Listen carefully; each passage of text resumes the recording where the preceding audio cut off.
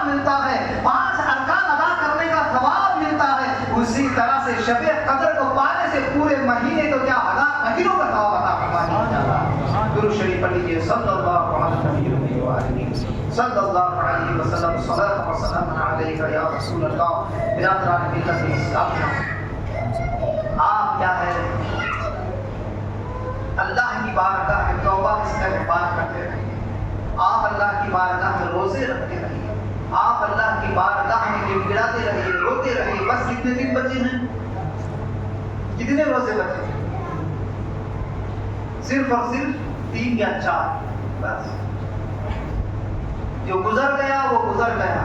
اب تو جتنی کیا ہے آپ کو سہولت ہے، جتنی آپ کو کیا ہے وقت دیا گیا ہے، اس میں تو سدھرنے کی کوشش کیجیے، اس میں تو کیا ہے عبادتیں کرنے کی کوشش کیجیے، اس میں تو کیا ہے اللہ کو راضی کرنے کی کوشش کیجیے۔ الحمدللہ ہمارے مسجد جنت الفردوس میں آپ کی خاطر کیا ہے، آپ کی اصلاح کی خاطر ایک نئے امام صاحب کو بھی رکھا گیا، جنہیں ثانی امام صاحب کہا تھا، ان کو بھی رکھا گیا تھا۔ ماشاءاللہ وہ بچہ بھی ہے بہت ساری محنتیں کر کے آپ کو نماز کی تعلیم ہے، روزے کی کیا ہے بارے میں دیگر مسائل آپ کو سمجھاتا رہا، اور میں آپ کی بھی خدمت کرتا رہا، ہمارے کمیٹی والے بھی آپ کی خدمت کرتے رہے۔ یہ تمام چیزیں کیا ہے آپ ہی کے فائدے کے لیے ہے، آپ ہی کے آخرت کے واسطے ہے۔ تو میرے عزیزوں اور دوستوں، آپ اللہ کی خاطر، اللہ اس کے رسول کی خاطر کیا ہے مسجد میں کیا ہے آ کے اعتکاف کرنا نہ چھوڑیں، مسجد میں اللہ کی عبادت آ کے کرنا نہ چھوڑیں، اللہ کا کلام پڑھنا نہ چھوڑیں، اللہ کے لیے سجدہ کرنا نہ چھوڑیں۔ یہ مسجد آپ کے لیے سجائی جا رہی ہے اور آپ کے لیے سجائی جاتی رہے گی کل بروز محشر۔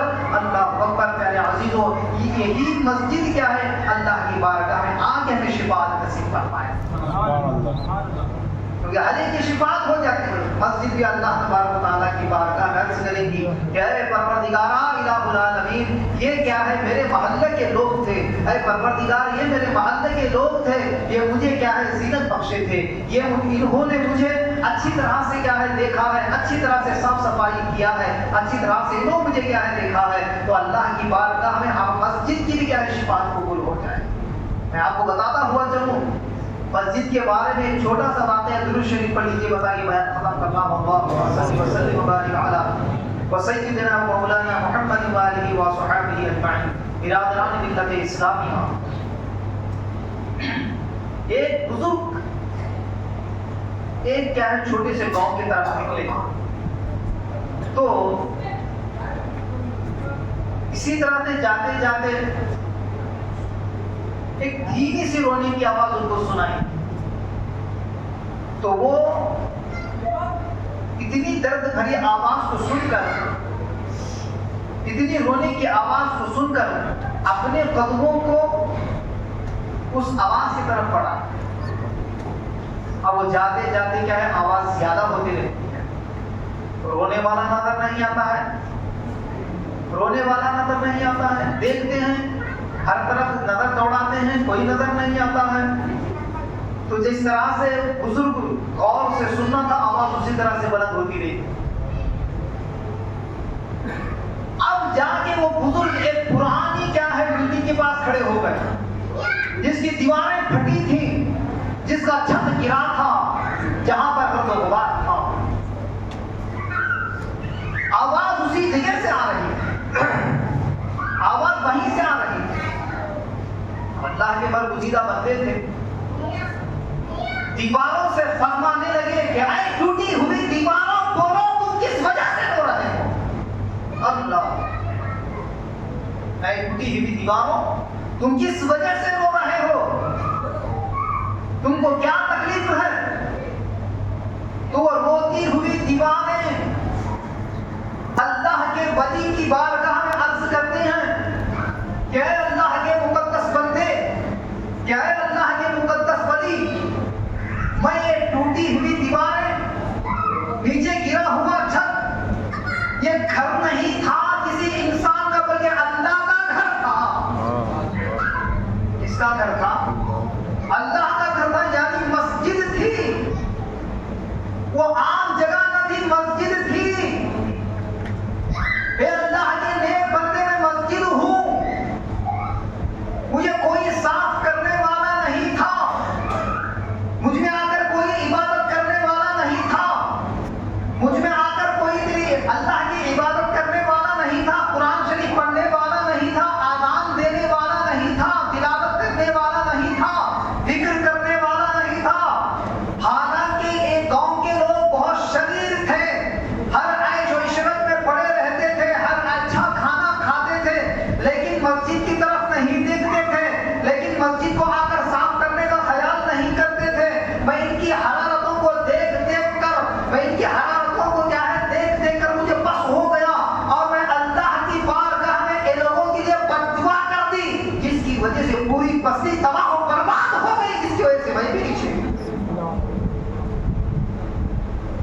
کیا ہے نیچے گر گئی.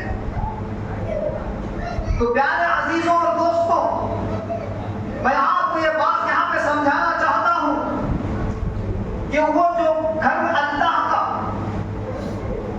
بددعا دینے کی وجہ سے پوری بستی ہلاک ہو گئی، پورا گاؤں نیست و نابود ہو گیا، کس کی وجہ سے نابود ہو گیا؟